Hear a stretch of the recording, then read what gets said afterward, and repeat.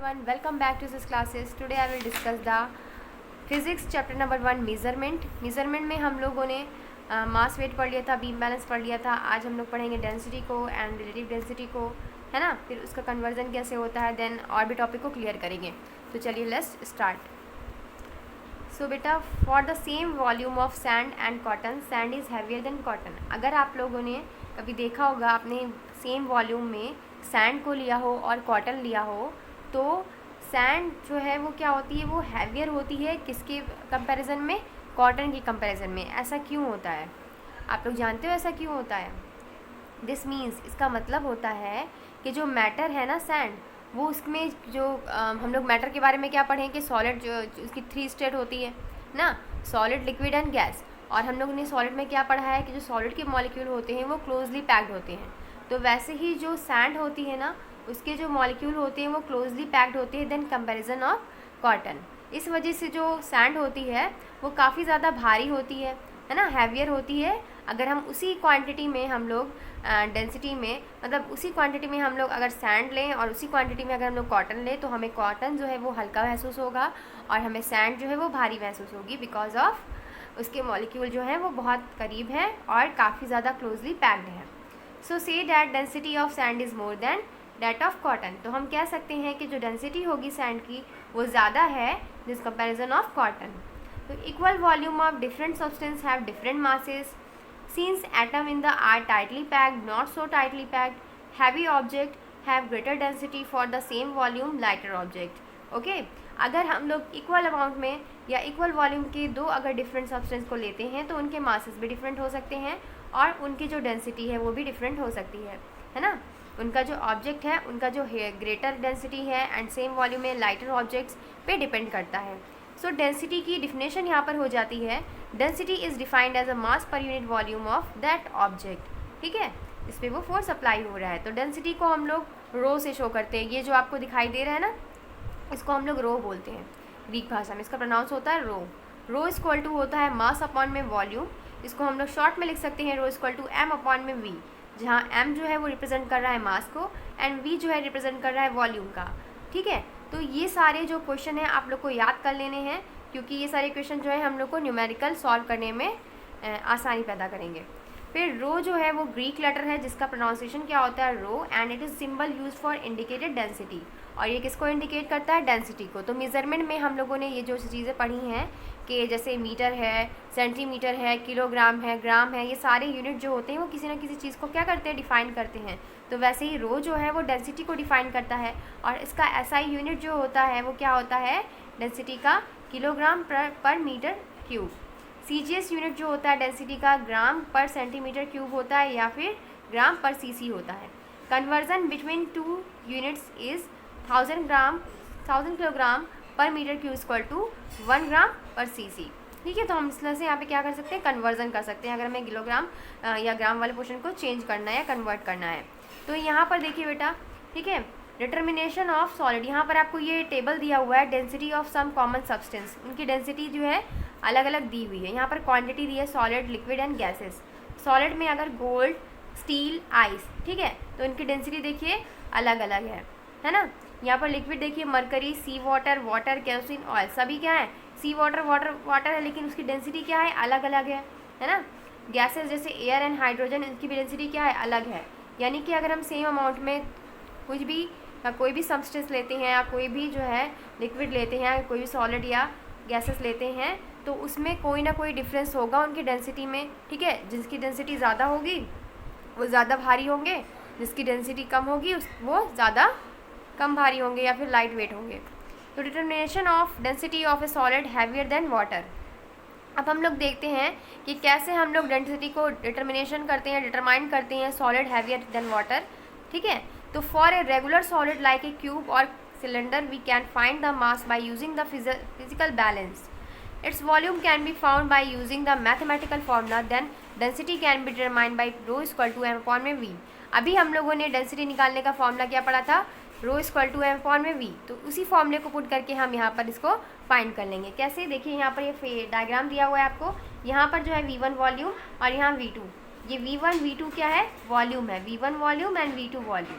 सो यहाँ पर क्या किया गया, देखिए यहाँ पर 16 ये दिया हुआ है कि यहाँ तक ये जो आग की मेजरमेंट है वो यहाँ 16 तक भरा हुआ है, ठीक है, पानी वाटर भरा हुआ है। अब हम जिसमें अगर हम कोई सॉलिड पार्टिकल्स डालते हैं तो इस वाटर का वॉल्यूम क्या हो रहा है, बढ़ जा रहा है। पहले इसका वॉल्यूम 60 पे था, अब इसका वॉल्यूम जो है, जब हमने कोई पार्टिकल इसमें डाला तो इसका वॉल्यूम क्या हुआ, बढ़ गया, 80 हो गया, है ना। क्योंकि जब हम उस किसी भी लिक्विड में कोई और किसी भी मतलब हम लोग कोई भी हम ले ली मेज़रमेंट के लिए यूनिट, तो उसमें अगर हम कुछ भी डालेंगे तो उसका वेट जो है वो पानी से ज़्यादा होगा ही, ठीक है। तो यहाँ पर वो 80 वॉल्यूम बढ़ गया, उसका वॉल्यूम बढ़ा तो यहाँ पर क्या हो गया कि इरेगुलर सॉलिड जैसे स्टोन है तो उसको हम लोग मेजरिंग करेंगे सिलेंडर में, तो उसका वॉल्यूम स्टोन का जो है वो स्टोन ए बी से वो अलग होकर डिफरेंट हो जाएगा। तो यहाँ पर वाटर का टोटल वॉल्यूम हमें निकालना होगा, तो वाटर का वॉल्यूम निकालने के लिए हम कौन सा फॉर्मूला अप्लाई करेंगे, volume of stone equal to V2 minus V1, यानी जो बाद में स्टोन का था हमारा वॉल्यूम एंड जो पहले था उसमें हम लोग क्या करेंगे, माइनस कर देंगे, तो हमें पता चल जाएगा। देन हम लोग पुट करेंगे डेंसिटी का फॉर्मूला मास अपॉन में वॉल्यूम, तो यहाँ पे मास तो हमारा है जो है हम लोग पुट कर देंगे एंड वॉल्यूम हमारा डिफरेंट है, क्या है वॉल्यूम, V2 माइनस V1 है, क्योंकि यहाँ पर दो वॉल्यूम हमने लिए थे, एक बार V1 एक बार V2। एक बार मतलब जब उसमें कोई भी लिक्विड में कोई भी सब्सटेंस नहीं डाला था एंड देन उसमें सॉलिड डालने के बाद हमने चेक किया कि उसका मेजरमेंट कितना बढ़ा। Okay, workout example as then यहाँ पर देखिए आपको न्यूमेरिकल दिए हुए हैं एग्जाम्पल के, आप लोग एग्जाम्पल के न्यूमेरिकल को ज़रूर सॉल्व कीजिएगा ताकि आप लोग जो क्वेश्चन के न्यूमेरिकल हैं आप लोग उनको आसानी से लगा पाओ। तो वर्कआउट एग्जाम्पल जैसे what is the mass of 5 metre cube of cement and density इतना, ठीक है।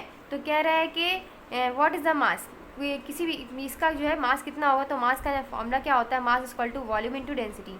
तो ये जो आपको दिखाई दे रहा है ना, ये वॉल्यूम दिया हुआ है इसका मीटर क्यूब में एंड डेंसिटी जो होती है किलोग्राम में मीटर पर क्यूब में होती है, हमने बताया था अभी। तो यहाँ पर हम पुट कर देंगे, कहीं कहीं पर आपको यूनिट दिया होता है, कहीं कहीं पर आपको दिया नहीं होता कि वॉल्यूम है, यूनिट दिया होता है, यूनिट से आपको पहचानना होता है, ठीक है। तो यहाँ पर वॉल्यूम कितना दिया था, 5 दिया था एंड डेंसिटी 3000 दी थी, तो इसका मल्टीप्लाई कर देंगे, मास का फॉर्मूला निकल जाएगा वहाँ से, तो पूरा कितना हो जाएगा 15,000 kg, ये हो जाएगा हम लोग का मास।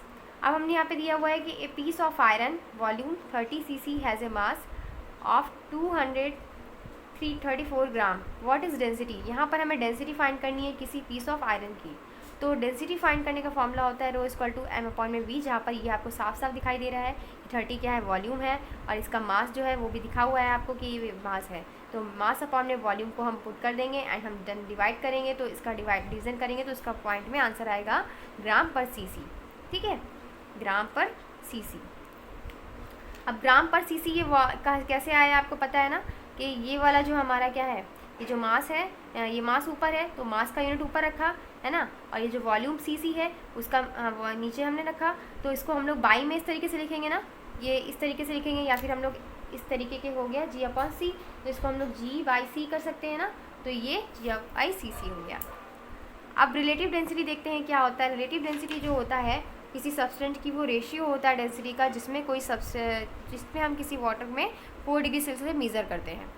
तो it tells about how heavy the dense substance when compare to water. Relative density जो होती है उसका फॉर्मूला होता है density of a substance density of water at 4 degree Celsius. तो यहाँ पर RD जो होता है, RD मतलब रिलेटिव डेंसिटी, इसका रेशियो जो होता है वो 2 सिमिलर फिजिकल क्वांटिटीज़ पर डिपेंड करता है। इट हैज़ नो यूनिट, इसका कोई यूनिट नहीं होता है। इसकी वैल्यू जो होती है वो सेम होती है CGS में भी और SI यूनिट में भी। ओके, तो यहाँ पर आपको टेबल दिया हुआ है रिलेटिव डेंसिटी का, आप लोग इसमें देख लीजिए अच्छे से। फिर डेंसिटी जो होती है SI यूनिट सिस्टम में RD इक्वल टू होता है RD, ठीक है, RD into 1000 kilogram per metre cube and density in CGS system equal to RD into 1 gram per cc। Relative density also called as specific gravity, relative density को हम लोग specific gravity भी बोलते हैं, सिंस तभी जो है ये डेंसिटी का रेशियो जो होता है मास अपॉन वॉल्यूम होता है। We can also write RD equal to mass of a given substance for a fixed volume, mass of water at 4 degree Celsius for same volume. Determination of relative density of a liquid, अब हम लोग determination करना सीखेंगे किसी भी relative density का liquid में के, ठीक है। तो रिलेटिव डेंसिटी जो होती है लिक्विड की वो हम लोग डिटरमाइन करते हैं using the relative density bottle. ये जो आपको दिखाई दे रहा है ना, ये सब आप लोग जब लैब में जाओगे तब आप लोग को ये सारे इंस्ट्रूमेंट दिखाई देंगे। तो ये क्या है, रिलेटिव डेंसिटी बॉटल है, इसको मेज़र करने के लिए, है ना। तो यहाँ पर ये बॉटल जो होती है वो थिन वॉल्ड होती है, ग्लास बॉटल होती है। और स्टॉपर जो होता है इसका, ठीक है, हैज़ फाइन होल, इसमें एक छोटा सा होल होते हैं, छोटे छोटे। The bottle also called specific gravity bottle, इसको हम लोग स्पेसिफिक ग्रेविटी बॉटल भी बोलते हैं। यहाँ पर देखिए स्टॉपर होल है ना, यहाँ पर ये देखिए स्टॉपर होल है ये, है ना। और ये dry empty specific gravity bottle जो होता है इसको हम लोग लेते हैं विद स्टॉपर के साथ। एंड फिर हम लोग मास जो है m1, it is completely filled with distil water. ये जो खाली मास है उसे हम लोग क्या करेंगे, फिल कर देंगे वाटर से, उसको डिस्टिल वाटर हम लोग उसमें फिल कर देंगे। एंड स्टॉपर को हम लोग क्या करेंगे, क्लोज कर देंगे। एक्सीलेट water will drain and hole out, उसके बाद फिर उस पानी को खाली कर देंगे। बॉटल स्लिप्ड इन क्लीन, वो क्लीन हो जाएगी, ठीक है। मास ऑफ वाटर को फिर से हम लोग क्या करेंगे, उसमें फिर से हम लोग क्या करेंगे कि वाटर m2 लेंगे एंड वाटर को हम लोग ड्रेन आउट, फिर से सुखा देंगे, तो बॉटल को फिर ड्राई करेंगे। तो ये प्रोसेस हम लोग को लिक्विड देगा से ग्लिसरीन, ठीक है। ये तो हमने किस में किया, वाटर में किया। अब हम से glycerine let mass of bottle plus glycerine m3। अब हम ग्लिसरीन को लेंगे, ठीक है। तो ग्लिसरीन की डेंसिटी क्या होती है, ज़्यादा होती है। ये आप सभी को पता है कि ग्लिसरीन क्या होती है, उसकी डेंसिटी थोड़ी ज़्यादा होती है comparison with water. Mass of empty क्या है, बॉटल का m1 है। मास ऑफ SG बॉटल क्या हो गया, यहाँ पे स्पेसिफिक ग्रेविटी है, m2 हो गया। Mass of specific bottle in plus glycerine, अगर हम इसमें मिलाते हैं तो वो मास 3 हो गया, ठीक है। खाली बॉटल का मास कितना हम काउंट कर रहे हैं, m1, और मास ऑफ बॉटल प्लस वाटर मिला रहे हैं उसमें, तो 2 + 2 हम लोग कर दे रहे हैं उसमें m2। एंड तब हम लोग क्या कर रहे हैं, जब हम लोग बॉटल में उस ग्लिसरीन को मिला रहे हैं तो हम लोग m3 उसका मास कर दे रहे हैं। तो then mass of water equal to हो जाएगा m2 - m1, यानी कि जो वाटर था एंड जो ग्लिसरीन का यहाँ पे जो ये खाली एम्प्टी वाटर बॉटल थी उसमें से माइनस कर देंगे। तो मास ऑफ ग्लिसरीन कितना हो जाएगा, m3 - m1। तो पूरा टोटल हम लोग ग्लिसरीन का RD वैल्यू निकालेंगे तो हो जाएगा m3 - m1 अपॉन में m2 - m1 mass of glycerine upon में मास ऑफ वाटर। तो SG bottle ensure the volume of both liquid is the same. तो ये क्या मेज़र करती है कि ये कहती है कि वॉल्यूम जो होते हैं दोनों ही लिक्विड के वो क्या है, सेम है। मतलब क्वांटिटी तो हमने सेम ली, डेंसिटी भले ही अलग है लेकिन क्वांटिटी तो क्या है उनकी सेम है, ओके। तो ये था हम लोग का डेंसिटी वाला पोर्शन। अब देखिए इसमें और कुछ भी तो है ही नहीं आप लोग की समझने लायक। तो यहाँ पर देखिए हम लोग ये पढ़ लेते हैं convection currents in liquid and gases. तो आपके लोग जो सिलेबस में है मैं वही पढ़ा रही हूँ। फ्लूइड, लिक्विड और gas expand when heated. Fluid मतलब कोई भी लिक्विड या गैस जब हम लोग उसको हीट करते हैं तो वो एक्सपेंड होती है, फैलती है। ऑन एक्सपेंशन, उनके एक्सपेंशन के वजह से उनकी जो डेंसिटी होती है वो घट जाती है। बिकम लाइटर, बहुत हल्की हो जाती है। Warm fluid become being less dense rise upward, the cooler fluid becomes heavier and then sinks downward. This process keeping repeating. This constant circular motion liquid in gases carrying the heat energy from the source is called convection currents. कब जिसे हम बोलेंगे convection current, जब हम लोग क्या करेंगे, लगातार हम लोग किसी लिक्विड को रिपीट करेंगे, गर्म करते जाएंगे तो उसकी डेंसिटी क्या होगी, कम होती जाएगी। देन उसे हम लोग क्या करेंगे, this gases carrying the energy, वो उसमें क्या होगी, कुछ एनर्जी कैरिंग होगी। And source of energy is called is convection of currents. एंड प्रैक्टिकल एप्लीकेशन क्या है कन्वेक्शन की करंट्स की। तो liquid taken a metallic vessel and it will heat from below. Window are is not lower and level of ventilation and near the roof and refrigerator is cooling unit of the top, ठीक है। तो आपने देखा होगा कि जो refrigerator होता है उसमें जो उसका टॉप का होता है, फ्रीजर वगैरह, वो क्या होता है, बहुत ठंडा होता है।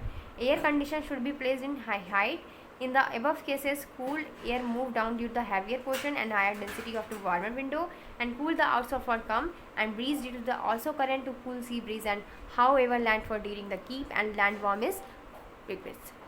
तो आप लोग को इस यहाँ पर इतनी सारी चीज़ें समझ में आई होंगी कि हम लोग क्या करते हैं कि अब के केस में हमने क्या देखा कि जो ठंडी हवा होती है वो क्या हुई कि नीचे जाकर बैठ जा रही है और उसकी डेंसिटी को क्या हो रही, जो गर्म हो रही है वो ऊपर आ जा रही है ना। तो इस वजह से जो लैंड ब्रीज जो होते हैं वो क्या होते हैं, ऊपर का जो वहाँ पर मौसम होता है वो बहुत ज़्यादा क्या होता है, गर्म लगता है पानी, लेकिन नीचे का क्या होता है, कूल होता है सी ब्रीज। जो वहाँ के हॉट समर में क्या होता है कि वहाँ के जो रहने वाले जीव जंतु हैं उनको क्या रखता है, एकदम सफिशिएंट अमाउंट में प्रोवाइड करता है कोल्ड वाटर।